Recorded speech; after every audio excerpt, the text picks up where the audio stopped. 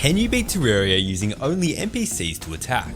At first glance, I thought this challenge would be pretty much impossible, with each NPC dealing basically no damage and half the time just refusing to attack in the first place. However, after giving it a go, I realized that this might actually be doable, and was determined to finish it off no matter how long it took. This was a journey of pain, suffering, and quite possibly some of the most annoying strategies I'd ever had to use. So without further ado, let's get right into it.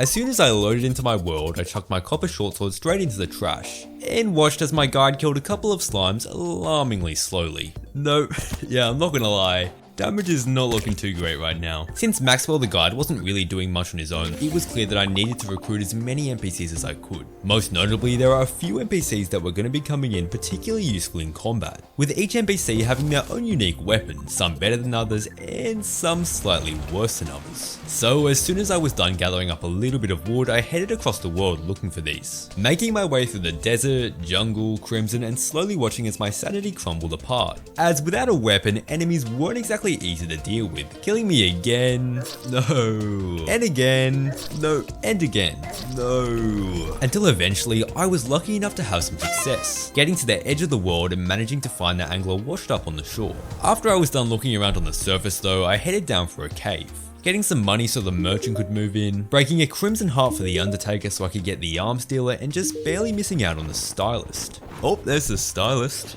Oh, are we gonna make it? No. No, yeah, that's a shame. While I was finishing off all of these NPC requirements, I also got a bunch of other items to help me out, like some tungsten armor, life crystals, and all the usual early game accessories. Now that I had all these requirements though, I headed home and began construction on their housing. For the most part, I wanted to go with something pretty much in between a castle with a bunch of rooms and an arena on top with a nice wide space for combat. However, halfway through building this, things began to take a turn for the worse, as because of the Crimson Heart I'd unfortunately broken earlier, a goblin army had decided to arrive at my doorstep. Goblin army, if they came like one day later, I'd be completely fine, have the arena done, all the rest of the NPCs moving and all. Not really much we can do about it at this point though. Ow, ow. I think for combat with the NPCs, I just need to focus on luring enemies where I can hit them but not where they can hit us. Easier said than done though. Ow, no. I think we're done. No. We gotta open this room up, because right now, if enough goblins can get in, they can just swarm us and we're done. Yeah, that's a lot better. This is what I was hoping for. Oh, wait, no. Why are they? No, Tyler the angler has left. We've lost the angler. Also, you cannot tell me that he just left. He quite literally turned into a cloud of smoke. He clearly is not alive. Maxwell the guy too, I don't know if we're gonna make it. With the unfortunate timing of these goblins, things were not looking great, and over the course of the invasion I ended up losing pretty much all of my NPCs, including the nurse, who was the only real source of healing we had, the angler, the guide, and probably the worst of these, the demolitionist, who with his grenades was pretty much carrying the entirety of the town. Almost right after I dealt with these goblins though, I was rewarded with a random Eye of Cthulhu spawn, who unsurprisingly did not go that well. Damn, Walter the merchant, he just straight up left. He does not want to be a part of this. The eye trader's just having a seat. Yeah, I'm not gonna lie, my hopes are not the highest. No. Is he gonna make it? No. Yeah, definitely gonna need a lot more preparation for this. After my incident against the Eye of Cthulhu, I realized I was gonna need to get a lot more upgrades, both to my arena and damage. So I finally finished off the construction of my house, got all the old NPCs to move back in, and began looking for some new ones. Coming across the Goblin Tinkerer in a cave, there's a goblin, spending an unreasonably long amount of time looking for the stylist. Finally, there she is. And along with this, unlocking any other new NPCs I could get. Once I had everything I needed though, I grabbed a suspicious looking eye, headed back to my base, and began my rematch. Here we go, Eye of Cthulhu. Hopefully it goes well. Blood Moon's not ideal, but let's just see how we go. Nice, nice. I mean, even with all our NPCs, damage still isn't great, but the eye also isn't really doing much damage to us. Especially with the nurse healing. I didn't know she had this much range. I think the main problem's just gonna be time, because if we can't kill it before day, nothing else really matters. Ow, ow. Some of these NPCs though, are not doing like anything at all. I wonder if we lure the eye over here, maybe we can like force them out? Oh nice, that works. Okay, yeah, that's much better now. Wow, yeah, damage is actually surprisingly good now that we have everyone fighting. There we go, nice. With the eye down, I'd now managed to get the Dryad to move in and was feeling confident to fight the Brain of Cthulhu. heading over to the Crimson and getting ready to set everything up for the fight. However, this quickly turned out to be a much bigger problem than I'd originally thought, as I'd realised that NPCs just wouldn't move into any house in the Crimson. This was a pretty significant problem, and I spent a good amount of time trying to come up with a solution, until eventually I decided to build some houses up in the sky above the Crimson, then drop all the NPCs down and take them underground. And while I thought this would be a simple process, it ended up taking a lot longer than I'd expected. Alright, so we have the NPCs down in the Crimson, now we gotta get them down to the arena. Not gonna lie though, they really are not making this easy for me. After some time, we were eventually able to reach the small arena that I'd built and were ready to fight the Brain, which upon my initial attempts was not exactly going well, with death after death from both me and my NPCs slowly deteriorating my mental state. We're gonna make it. No. With each death going by, the population of NPCs was slowly getting smaller and smaller. And on top of this, whatever NPCs I did have left were scattered all throughout the cave. So I figured it was about time I took this fight back up to the surface, where in all honesty I definitely should have been fighting him earlier. Yeah, I don't know why I didn't just fight him on the surface earlier, it would have been a lot easier. Wait, hold on, that's a lot of damage. Hold on. Yeah, I don't know what happened, but this is going a lot quicker than it was underground.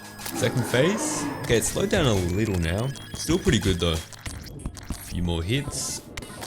Okay, Brain of Cthulhu down at last. With the Brain down, I crafted up some Crimson armor, then figured it was about time I fight the Queen Bee, as by defeating her, I'd be able to unlock the Witch Doctor, who shoots poison darts and is just another boost to my damage. So I made my way over to the underground jungle, found a beehive and built up some basic houses for my NPCs. Since my fight with the Brain, I realized I should be building super compact arenas so that my NPCs aren't running all over the place. And because of this, I decided only to build a few houses. Move a few NPCs in, kick them out, then move new ones in, until I had everyone where I wanted them. Once this was all ready though, I broke the Queen Bee larva and began the fight. For the most part, this was going relatively well. The regeneration from my Crimson armor was keeping me alive a lot longer than usual and my NPCs were getting some decent damage in. But by the time we were entering into the later stages of the fight, things were taking a turn for the worse. What is that attack? For a while, I was having a ton of trouble with this boss, as with how long we'd been fighting for, the Queen Bee was slowly chipping away at everyone's health. And by the end, I just never seemed to make it, dying again and again until I was running out of beehives. At this point, I decided to head over to Skeletron, thinking that maybe he might be a little bit easier. However, things were the same, if not worse, and we continued to die over and over again. So with all of these issues, I knew I needed to do a little more preparation. More specifically, I wanted to get a book by the name of Advanced Combat Techniques. An item that when used would boost all of my NPC's damage by 20% and defense by 6. In order to get this though, I was going to need to fish it up during a blood moon. And let me tell you, this was going to take a long time to catch. I don't understand why this item has to be so rare. It's taking a long time. Oh, Wandering Eye? Should be fine, I think the Tavern Keep's got us covered. What? That is not fair. Over the course of a few blood moons, I waited and waited a painfully long amount of time to get the luck I needed. But eventually, with the help of some renovations and well-timed rain, I was eventually able to catch it, giving all of my NPCs a solid boost to their stats. Along with this, I also grabbed a few new accessories like the blue horseshoe balloon, made an abomination, then headed back to the jungle to have another shot at combat, where despite these seemingly small improvements, things were feeling noticeably easier. Yeah, things are definitely feeling easier now, even just in terms of like the attack patterns. I think I've also just gotten better at them in general, which is good. Because of how fast she is, I just need to get her really close to the NPCs, otherwise we just can't get hits in. Nice. There we go, finally. Once I was done with the Queen Bee and had the Witch Doctor, I set my sights on Skeletron, who fortunately I had a pretty similar time with. Yeah, this feels much nicer as well. Without the hands, there's not really much you can do, so we should be pretty much fine. Okay, almost there. Nice. After I'd finally dealt with Skeletron, I'd unlocked the cloth ear and headed into the dungeon, which as you can probably imagine was not a fun place to be. Thankfully though, all I was going to need was a cobalt shield and the mechanic, which I was able to get relatively quickly. Apart from this, I only had a few final steps of preparation left for the Wall of Flesh, most of this just being some extra defense and mobility. I grabbed a ton of Hellstone to make some Hellstone armor, got myself an obsidian skull to craft the obsidian shield, and made sure to reforge all this with some defensive bonuses. Once I'd done all of this though, I was feeling pretty confident for my fight against the wall, so I headed to the end of my hell bridge and began the fight, only to realize things were going to be a little harder than I thought. Okay, time for the Wall of Flesh. Hopefully the NPCs can run fast enough. I'm praying that they can. Alright, he's on his way. Damn, no fear, they're not even moving. No, hold on. They're just going straight towards the wall. They just headed out. After my incident with the wall of flesh, I knew that this fight was going to be a problem, and a pretty significant one nonetheless. So I spent hours upon hours trying to figure out a solution. I tried building houses along the bridge, I tried using teleporters, which apparently you can get in pre-hard mode now, but none of this seemed to work. Up until I ran into something that might have just been able to do the job. The king statue. Oh, this might be something. You see, whenever you activate this statue, you'll summon a random male NPC to wherever it's been placed, and you can basically just teleport your NPCs wherever and whenever you want. In order to get the most out of this idea though, I also wanted to get the queen statue, which after some exploration I was eventually able to find. Nice. With both the king and queen statues in my hands, I began experimenting with wire designs, until I decided on something relatively simple. I'd have one massive line of wire all along the bridge connected to a 5-second timer that's always on. Then during the fight I could keep on moving these statues along the hell bridge and hopefully keep up with the wall. If this doesn't work, I don't know what we're gonna do. Let's just see how it goes. They are teleporting, which is good. Hopefully we can keep it up. Nice. Also, a faster timer would have made this a lot easier, but there's not really much we can do about it now. Oh no, we're losing some of them. No, I don't know how many we have left. I just gotta keep on running, stay ahead of the wall, keep going. This it?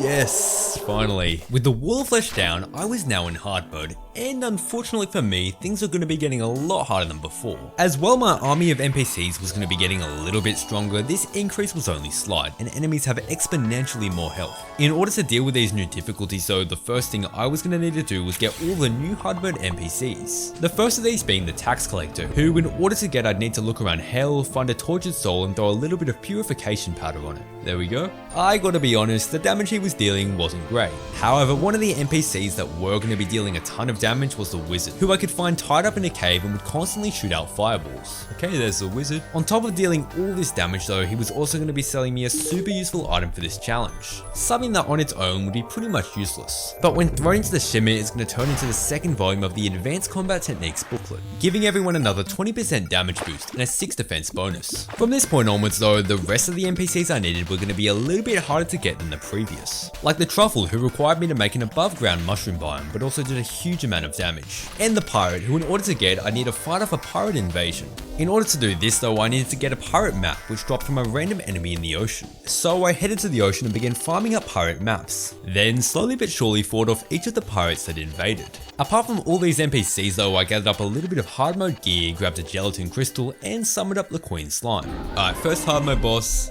Let's see how we go. I checked online and it said Queen Slime doesn't enrage when she leaves the hollowed, so whoever said that better be right. Yeah, okay, this looks fine. I'm just gonna bring her back to the arena. Nice.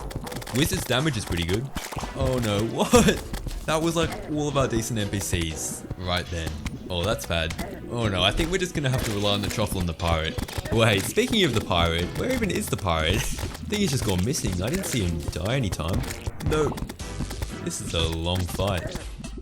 A few more hits. Nice. Alright, Queen Slime down. After a painfully long amount of time fighting, I was eventually able to chip away the Queen Slime's health. However, as I moved on to the mechanical bosses, I would not be having the luxury of time on my side. And to make things even worse, they not only had a huge amount of health, but could also kill each of my NPCs alarmingly quickly. For a few nights, I tried on and off doing anything I could to defeat just one of these. But despite my best efforts, I couldn't even get close. No. I was stuck at quite possibly the biggest obstacle of the challenge so far. However, unlike anything up to this point, I wasn't even sure if this was possible. For now though, I decided to focus my efforts onto the twins, given that they were the only mechanical boss where I thought I might stand a chance. During this fight, I didn't actually have much of a problem surviving. However, the main issue was that most of my NPCs could barely even hit the twins in the first place, as they were just too far away to reach. In order to beat this boss, I'd need to get the twins as close to my NPCs as I possibly could. So I began experimenting with whatever new strategies I could come up with, theorizing ideas and studying the boss as much as I could, up until I realized that their behavior is actually surprisingly predictable. And for most of the fight, they ended up flying in the same spots over and over again. So as soon as I figured this out, I built up the best new arena I could and began combat. Okay, so I've built up this new arena thing. I should be able to just teleport all over the place and hopefully the twins will just hover around the NPCs. Also, I think I can tank most of the hits, which is good. Nice, red nails down. Wait, I didn't even think about this phase. Oh no, that's a lot of damage. Ow. I don't even think we can tank this. If he gets one more hit on my NPCs, I think we're done. They're barely alive at the moment. Also, we gotta be so close to day right now. We gonna make it? Yes. With the twins down, I'd finally made some progress against the mechanical trio and decided to move on to Skeletron Prime. However, unfortunately, Skeletron Prime was not as predictable as the twins, and I was going to need to find some other way to deal with him. Luckily, as soon as the morning began, the steampunk had arrived, someone that'll both deal a ton of damage with her clockwork assault rifle but also sells a ton of useful new items. Most notably conveyor belts, which were going to be coming in super useful for my arena. So I headed back to my house, made some modifications with the conveyor belt and began testing it out on Skeletron Prime. I'm not gonna lie, for a while I was still having a lot of trouble, with my NPCs dying over and over again every time I fought him. But eventually on one night, things are beginning to turn around. Surely this is it. No, oh no, this is not off to a good start. No, these conveyor belts are making things a lot easier though. I only have one spot to worry about Prime hitting them. Alright, pretty much all the arms are down, or almost down. We might actually be able to do this. All we're gonna do is just lure his head in circles and we should make it. A few more hits.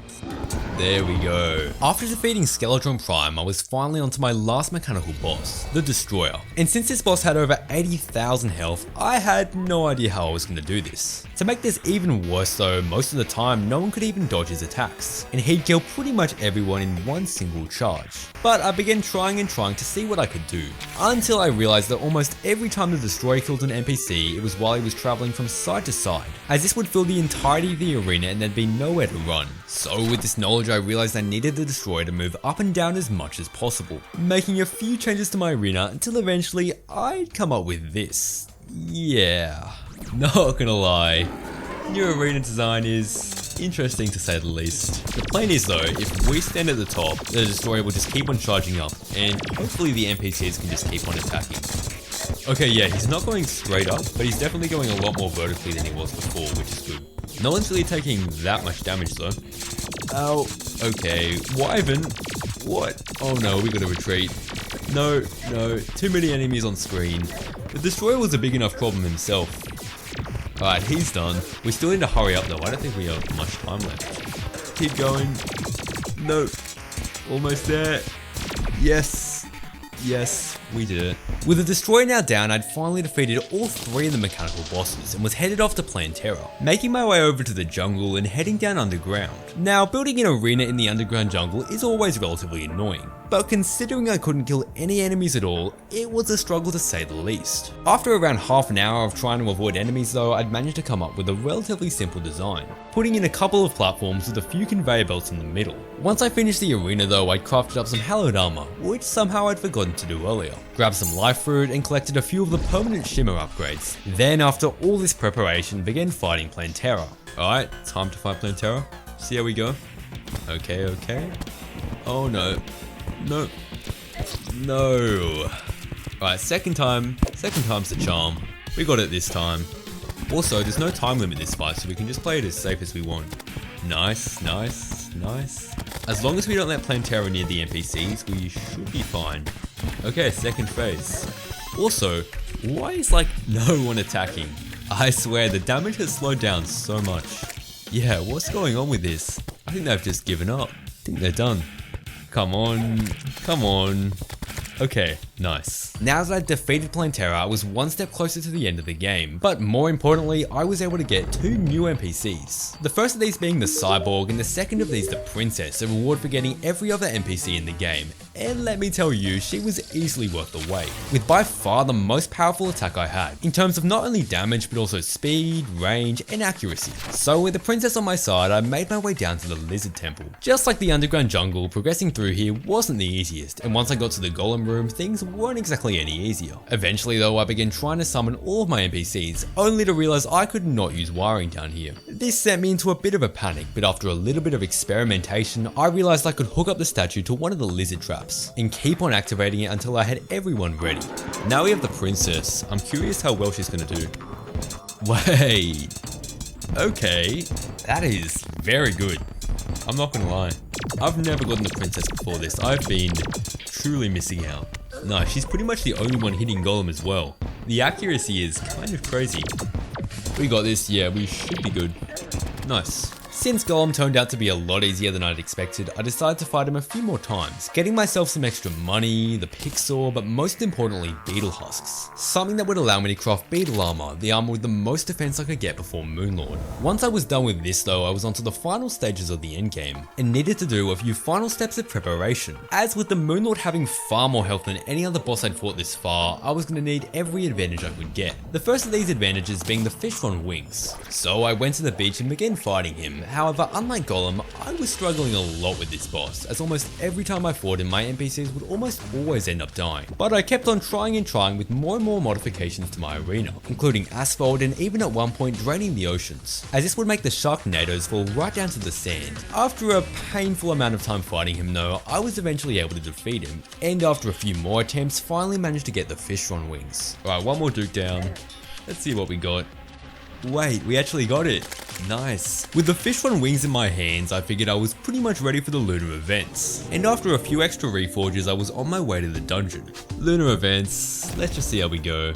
We need to see if we can even beat the cultists first though. We need to see if we can even summon the cultists first. I thought they'd just attack. Maybe if we lure an enemy over? Okay, good. Here we go. Okay, nice, nice. Things are going smoothly. Oh wait, no, they just don't attack in this phase. That is not good. I think we're just gonna have to deal with the phantasms. Oh no. Retreat, retreat. I'm gonna let the nurse heal everyone up. We might even die if we're not careful. We're gonna make it. Nice. After a close fight against the lunatic cultist, I was now onto the pillars, and let me tell you, this took a long time, with most of my NPCs basically just refusing to attack. But slowly but surely I was able to endure the pain that these pillars were inflicting upon me, with the worst of these honestly being the Nebula pillar, as anytime the brain cycles latched onto me, it was pretty much a guaranteed death. Once I was done with all this though, I was at last onto the Moonlord, the final boss after all this time. However, I realized very quickly into this fight that there was a problem. Time for the Moonlord at last. Will we make it? Maybe we will, maybe we won't. I can only hope. Wait a minute, are they even attacking? No, wait, I don't think they are. They just won't attack. With no way of attacking the Moonlord, I felt this might have been the end of the challenge, and began searching for a solution anywhere I could, eventually coming across the idea of statues. Not the king and queen statues, but enemy ones, as by positioning these in the perfect spot, I might just be able to get my NPCs to attack the Moonlord. So I grabbed some statues and began testing them out. However, while this did allow me to do damage, I still had a much bigger problem to deal with, as no matter how hard I tried, the Moonlord would almost always heal right back up to full health. No. I didn't even know how we're going to deal with this. This was an even bigger problem than the last, and for a while I died over and over again trying to figure out a solution, until eventually I'd finally came up with an idea. However, before I explain this idea, I think it's first important I talk about how the Moonlord heals in the first place. Throughout the fight, the Moonlord will constantly try and latch onto you with a tentacle, which will give you the Moonbite debuff. Whenever you have this debuff, the Moonlord will spawn an enemy known as the Moonleech Clots. And if these Moonleech Clots can make their way back to the Moonlord, he'll be able to get a massive heal in. Keep in mind, all of this can only happen if he's able to reach you with his tentacle. And while for the most part this tentacle is impossible to dodge, I realized that if I magic mirror away right before he shoots it, I can just barely avoid it. So I added some beds around the arena to teleport back to and began my final few attempts on the Moonlord. Okay, is this gonna work? I'm praying it does. Alright, good, it does work. Not the most practical thing, but it is technically working. This is gonna be so painful though. Oh no, he still got me. Oh, that's a shame. He's still getting a bunch of heals in whenever I can't teleport in time. Yes, first hand is finally down after 20 something minutes, I think. Second hand, it's going down slowly but surely. Ow, not looking good. Okay, we did that. Now onto the eye. Nice. Why does the princess have to stand so close to the eye? If the death ray hits her, we're in a lot of trouble. Yeah, this is just making me nervous. I do not want to go through this again. Eye almost down. There we go. Okay, all we have left is the heart. Oh, I'm gonna be so mad if we don't make this. We're at least an hour in already. So close. Nice. Finally, that was painful. If you made it this far, thank you so much for watching. I put a ton of effort into this video, so I'd really appreciate a subscription. It costs nothing and you can always unsubscribe. Goodbye.